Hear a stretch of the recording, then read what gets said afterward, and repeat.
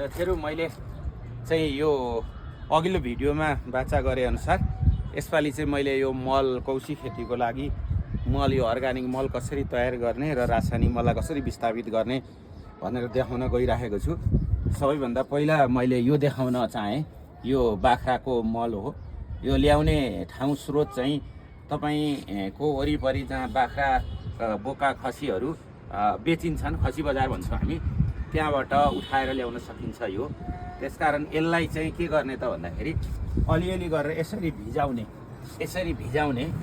यसरी भिजाइसकेपछि एक दिन भिजिसकेपछि यो पानीलाई यहाँ राखिएको छ, यसले छानेर यो छान्ने एउटा ल्याउने र यसलाई छान्दै यहाँ राख्दै गर्ने।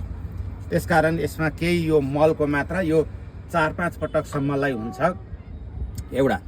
अर्को यहाँ अन्डा छ, अन्डाको यो बोक्राहरू तपाईँ देख्न सक्नुहुन्छ। अन्डाको बोक्राहरू, यो अन्डाको बोक्राहरू चाहिँ यो जहाँ अन्डा चाहिँ पकाएर उसिनेर बेचिन्छ, चिया पसलहरू होटलहरू त्यहाँतिर सम्पर्क गरेर ल्याउन सकिन्छ यो अन्डाको बोक्रा। अब यो पनि होटलबाट ल्याएकै आलुको बोक्रा हो।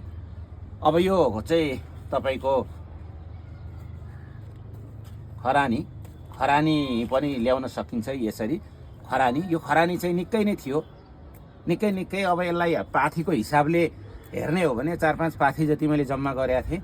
तर मैले आज मात्रै यसलाई चाहिँ मेरो 150वटा बिरुवा तरकारीहरू छ त्यहाँ मैले हालेर यो यति बाँकी रहेको हो। यसलाई पनि यसको स्रोत पनि ल्याउने चाहिँ के हो त भन्दाखेरि तपाईँले यो फलफुल पसलमा गएर जुन उखुको जुस बनाइन्छ त्यसपछि बाँकी रहेको खोस्टालाई ल्याएर पोल्न सक्नुहुन्छ, पोलेर यो बनाउन सकिन्छ र अरू स्रोतहरू पनि प्रयोग गर्न सकिन्छ। त्यसै गरी यो अर्को चियापत्ती भयो। यो चियापत्ती पनि धेरै नै थियो, झन्डै यसको 10 गुणा जति थियो। यो पनि मैले आज नै सबै बिरुवाहरूमा हालेको हुनाले यहाँ यति मात्रै छ। यो पनि चिया पसलमा सम्पर्क गरेर ल्याउन सकिन्छ। त्यसै गरी अर्को चाहिँ तपाईँ यो केराको बोक्रालाई यसरी भिजाउने, यहाँ भिजाएको छ यी केराको बोक्राहरू। यो भिजाउने र 3-4 दिन भिजिसकेपछि लगातार यो 4 दिनसम्मलाई यसैबाट फेरि यसले छानेर यहाँ नै यही पानी पहिला जुन थियो यो पानीमा हाल्ने। त्यसो गर्दाखेरि यो 2 खालको मिसावट भयो। त्यसै गरी यहाँ अर्को देखाइदेऊ छोरो। यहाँ अर्कोमा चाहिँ यसमा चाहिँ त्यो हामीले तरकारीहरू छिलेर बाँकी रहेको जुन हो त्यसलाई भिजाएको छ, त्यो पनि 3-4 दिन भिजेपछि यसैले छानेर यहाँ नै हाल्ने। र यहाँ अर्को एउटा चिजको पनि मैले रस मिसाएको छु, त्यो भनेको चाहिँ पिनालाई पनि 4-5 दिन भिजाएर यहाँ मिसाउने। त्यसो गर्दाखेरि यसमा चाहिँ 3-4 थरीको रसहरू मिसिएको पानी भयो, यो पानी हाल्ने। अनि यो अन्डाको बोक्रालाई चाहिँ अन्डाको बोक्रा पनि हाल्ने, त्यो पनि हाल्ने।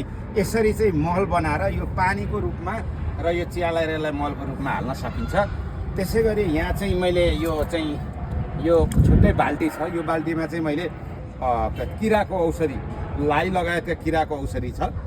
यसमा चाहिँ के हालेको छ त भन्दाखेरि एउटा मेवाको पात, त्यसै गरिकन अर्को चाहिँ तितेपाती, सुर्ती, यति 3टा चिज चाहिँ अनिवार्य गरेर यसलाई यहाँ राख्ने र अलिकति गौत 1-2 लिटर जति गौत ल्याउने र त्यसलाई राखेर लगभग यो हप्ता दिन जति यसलाई छोपेर राखिदिने।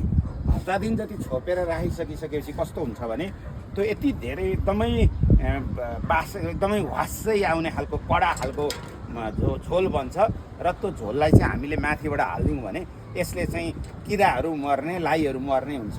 यसरी चाहिँ धेरैजना साथीहरूले चाहिँ यो मल कसरी तयार गर्नुहुन्छ भन्दाखेरि मैले समग्रमा यसरी चाहिँ मल तयार गरेर यो बिरुवाहरूलाई हाल्ने गरेको छु।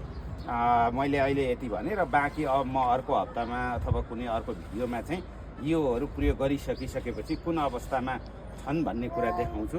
यति बेरसम्म भिडियो हेरिदिनु भएकोमा मैले यहाँहरूलाई धन्यवाद दिन चाहेँ र क्यामेराम्यान छोरीलाई पनि विशेष धन्यवाद।